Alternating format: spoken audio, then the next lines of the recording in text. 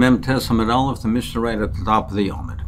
Zok the Mishnah, Arabasa Shachal Yis B'Shabbos, the 14th of Nisan falls on Shabbos. It's Erev Pesach. You have to do Bir Chometz. What do you do?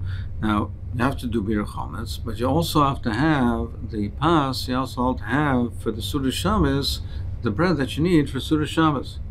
So Mevarin Esakol Lifnei Shabbos. The Ramer. Ramer says you do beer for everything before Shabbos.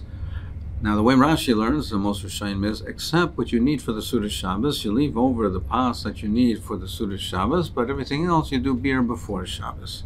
Balamor says even that you have to do before Shabbos, and you're making the Suda Shabbos with matzah. The Chachamim Bizmana. Chum say, no, you do beer chometz in the normal time, meaning even though it's Shabbos. So some want to learn that the machlokes is as follows, that according to Reb Meir, he holds that beer chometz has to be dafka with streifa.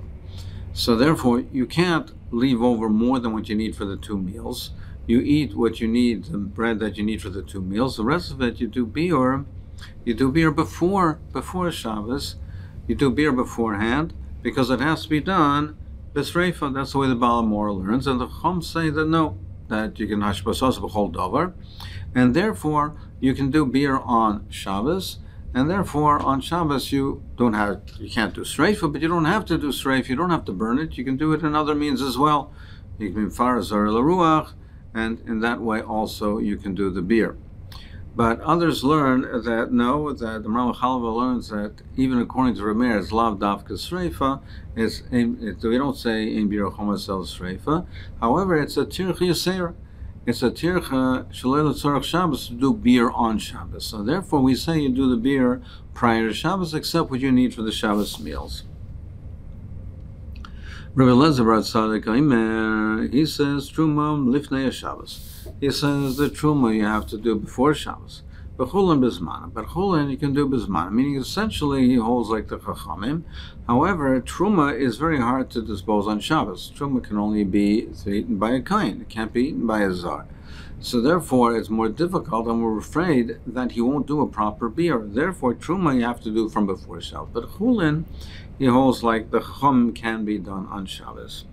Tanya, we learn in the Brisa, Rabbi Elazar bar Tzadok Omer Pamach al Shabbos Ava b'Yavna. He says one time his father was Shabbos in Yavna, and said Yavna chal arba asar liyotz b'Shabbos. And it turned out that the 14th of Nisan was on Shabbos. Uva Zainin Memuna shal Rabbi Gamliel, and Zainin, the appointed person, the Shabbos of Rabbi Gamliel, said, that's one way of learning. Another way of learning is that he was the Sagan, he's a Sagan Kohen Gadol. So he said, he said, the time came for Bir Chometz, and I followed him, and we did Bir Chometz. So he wants to say a proof, brings a proof from here that you can do Bir Chometz on Shabbos. What's the raya from here? What's the proof? Maybe they did the beer. They only what was left over, what they needed for the Suda Shabbos. How do you know that they did beer more than that on Shabbos? Maybe it was only the leftovers from the Suda Shabbos. The Sfas Emes says because the Lashon he uses higia eis. There's higia eis, meaning this is the time. This is the lachachiladic time. So it's mashma that this is the appointed time that we do beer, and it's on Shabbos. Like the Mishnah, if a person is going to do the mitzvah of Shechting Korban Pesach v'lomal as benoy, or to do the mitzvah meal, or to eat the sudas erison, which is a mitzvah. It says over here bebeis chama. So the Magen Avraham wants to be medayik from here that we're talking about the chosin himself, but the Ram Parish Mishnah says mashma that anyone is going to this suda, which is a sudas mitzvah.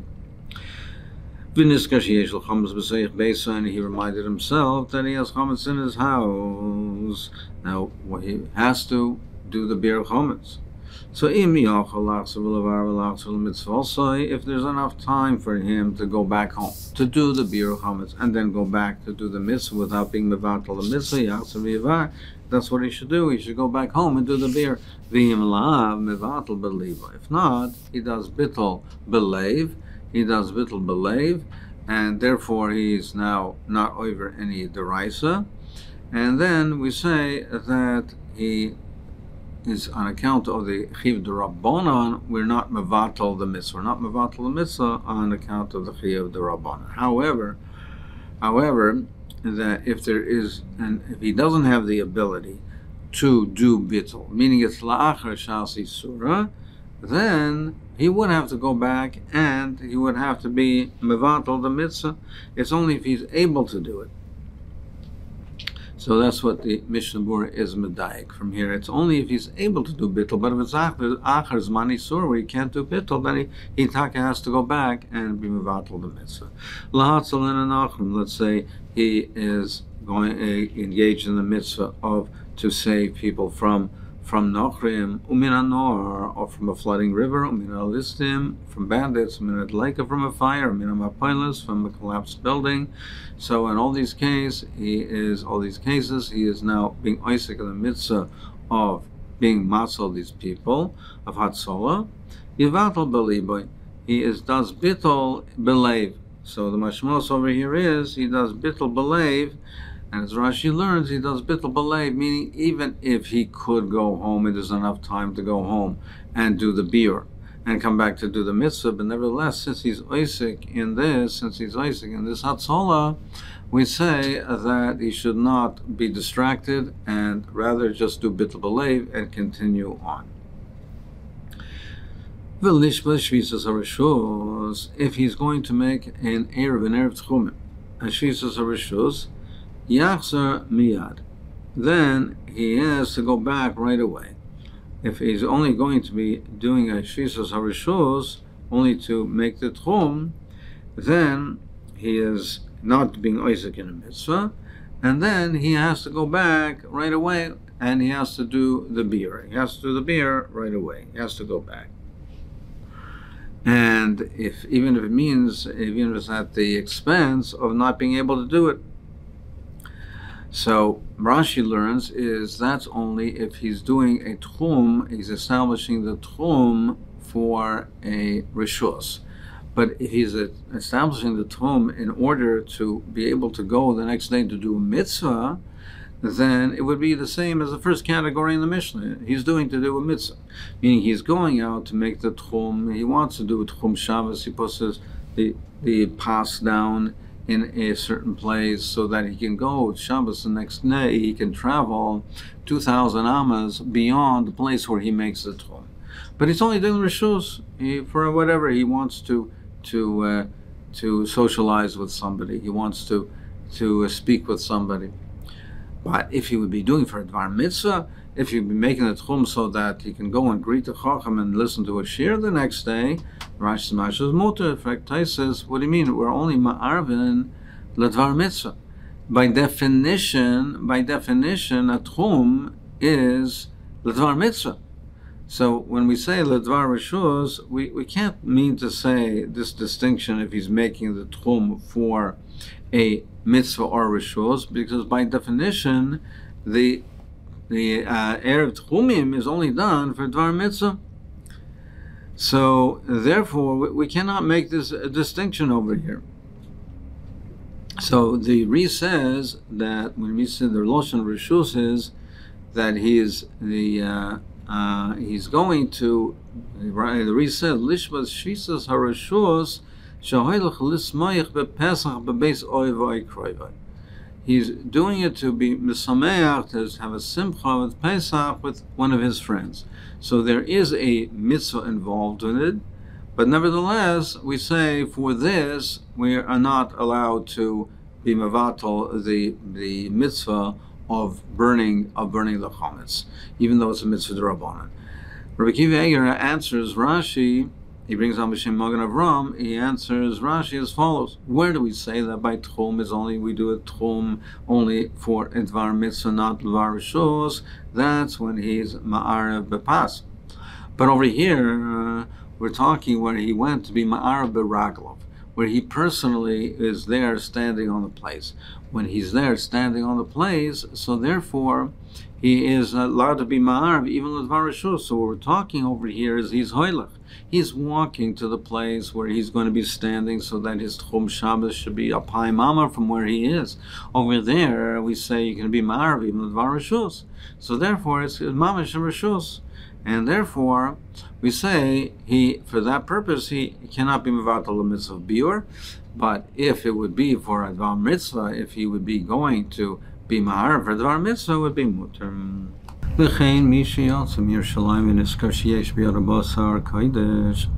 Similarly, if one left Yerushalayim and he forgot that he had the meat of kachim, we're talking about the meat of kachim kalim that have to be eaten in Yerushalayim.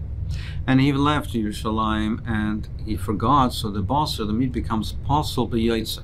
Once it leaves the place that it can be eaten, it becomes possible, it has to be burnt. So the halach is, if he passed Seifim, Rashi says that it's a village from where you can see the base of Mikdash. Taisa says, no, it's not a specific place, it's anywhere from where you can still see Yerushalayim. So in Al-Koponim, if he passed that place, we don't obligate him to return, he can burn it in his place. V'im lav, but if not, if he has passed Seifim, then he has to go back to Yerushalayim and he burns it in before Bira. Before Bira, this is a place that was there was a place designated in Arabayas to burn the sulim, the basar that was possible, and he burns it from the asim marach, the word of the marach. The way Taisa explains is as follows: he does not have to burn it in Bira. He doesn't have to burn it in that place called Bira. He can burn it anywhere in Yerushalayim. However, if he does burn it in Bira, that designated place, he can use the atzei hamarocha, the wood of that people were makdish for the mizbeach. Now, even though they were makdish it for the mizbeach, to burn on the mizbeach, there was all tonight that it could be used for this purpose as well. Meaning the pshat is, he does not have to burn it dafka in Bira, he burns it in Yerushalayim. But if he goes to Bira, he can use the atzei hamarocha to burn it. So, therefore, that we have a similar distinction between whether he passed a certain place, at what point he returned, rather, at what point he doesn't return. Rashi brings down a pasuk that he has to return to Yerushalayim, and he has to burn it in Yerushalayim. He brings the pasuk because the pasuk says, "B'kaidesh be'ez tisarif." So it has to be that in the place where you eat it, that's where it has to be burnt. So it has to be burnt in Yerushalayim. Fraktisis, if this is a deraisa, if we learn it out of a pasuk, how can you say that it makes a difference if he passed Seifim or not? If it's a deraisa, even if he passed Seifim, he should have to go back. Elamai Taisa says the pasuk is only referring to things that have to be burnt on the mizbeach.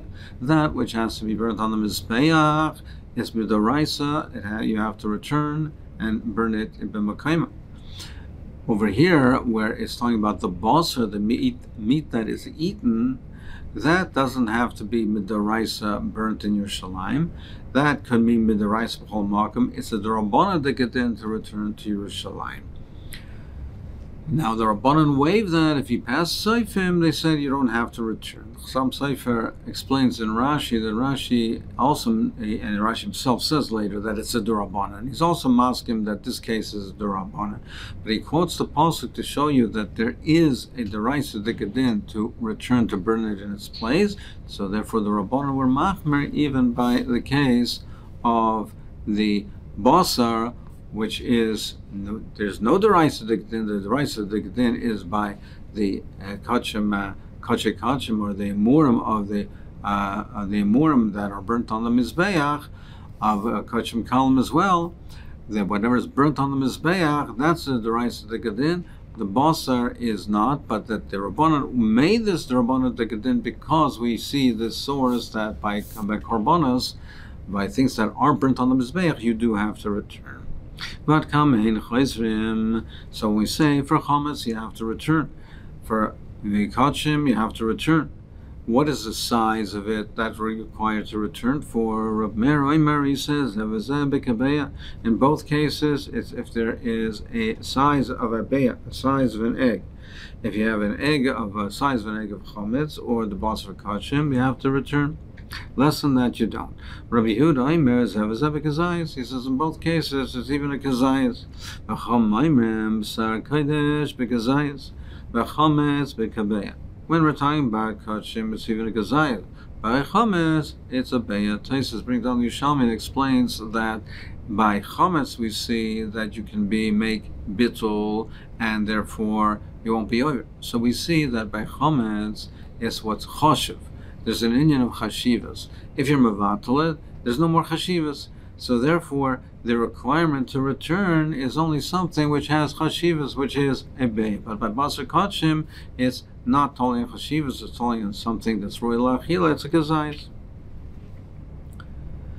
So the Mishnah said, we learned in the Mishnah, if he's on a way to do a mitzvah, he doesn't have to return to do the bir chometz. Very men who ask you a stira,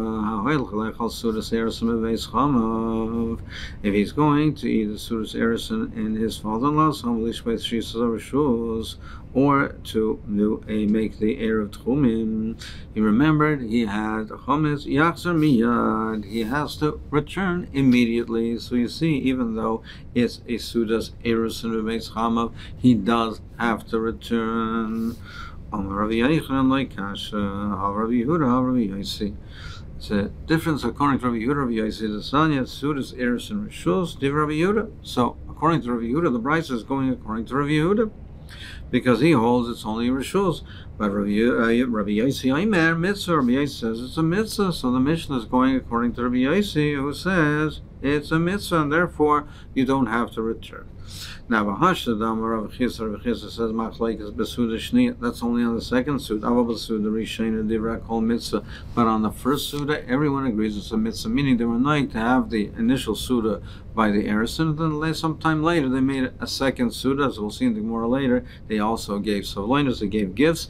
The second suda is not a mitzvah, but the first one, everyone agrees it is a mitzvah. So he says the machlekes is suda shnia.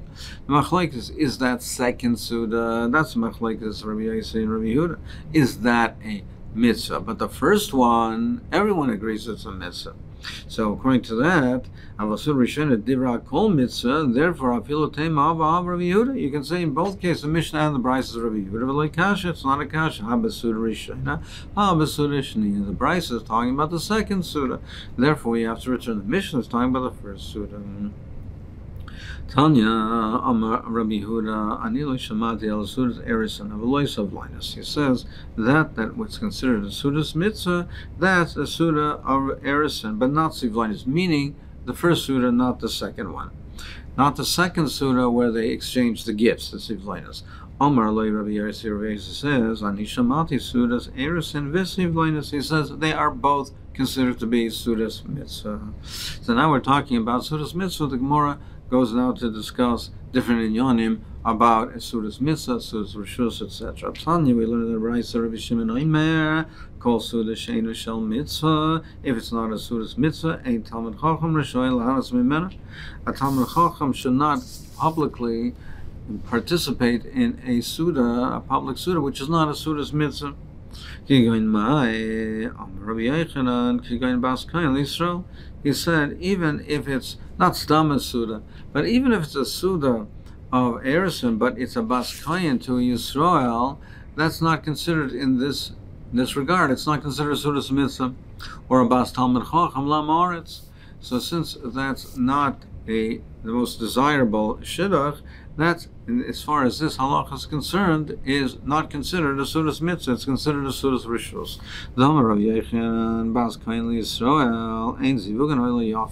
If it's about Kain Yisrael, she should marry a Kain, not a Yisrael. And if she does, the Zivig is not oily Yafet. It doesn't go with Mazel. Mahi, what's an example of that? In the marriage, there will be a misfortune. Either she'll be an almana, or a divorce, or they won't have children. Masnisa Tana Kaivra, he'll have to bury her before her time, or a Kavratoi, or she will have to bury him before his time. Or they'll come delay on this poverty. In fact, the Gemara of Amar of Yechnan, where it says she is Asher Yidbak Bezar Shel Aaron. If a person wants to become wealthy, he should marry a Bas Kaya. Then why is that? Because Kol Shekain Sheter Kahuna Mashralsa, the combination of the Torah and the Kahuna will make them wealthy. The Marsha explains that the Kahuna has a shaykhus to Ashiras because the Kahanim were marked to the Keteris, and the Keteris is a special school of wealth for Ashiras. The combination of, as the Marsha explains, so the combination of the Torah and the Kahuna will bring Ashiras. If the Gemara like Kasha, it's not a Kasha. Where do we say that it would be a misfortune where it's a Bas Kain to an Amaretz, but a Bas Kain to Talmud Chacham, then it's maybe Lidei Ashiras. Rabbi Yeshua Nosif Gant Cholish. Rabbi Yeshua married a Bas Kain, became sick. Omar, he said, Lo Nichalei Laharan de Idbak Bezari. He says, apparently doesn't find favor in the eyes of Arnakayan that I should be part of his mishpacha, that I should join with the kahuna. Ravini Baravin Nosif Kanti also married a Bas Kayan, Nafka Minei Trei B'nei Smicha, and they had two children with Talmid Chachamim that had Smicha. Rashesh's Berei Davidi, who were they? Was Rashesh's Berei Davidi, Rishua Berei Davidi. Amar Papa said, he said, if not the fact that he married a Bas Kain, he wanted to become wealthy. Amar Kahana, he said, conversely, he said, if not for the fact that he married a Bas Kain, he wouldn't have had to go on Golas, he had to run away. There's a Maisa where he killed a person who was going to Maser, and therefore he had to run away from the authorities. But they said to him, so you went to Makam Tehra, so you didn't go into Golas per se, you had to leave your place, but you went to Makam Tehra. But he said, but he didn't do it in the proper, normal manner, I had to run away, so it's considered an Einish.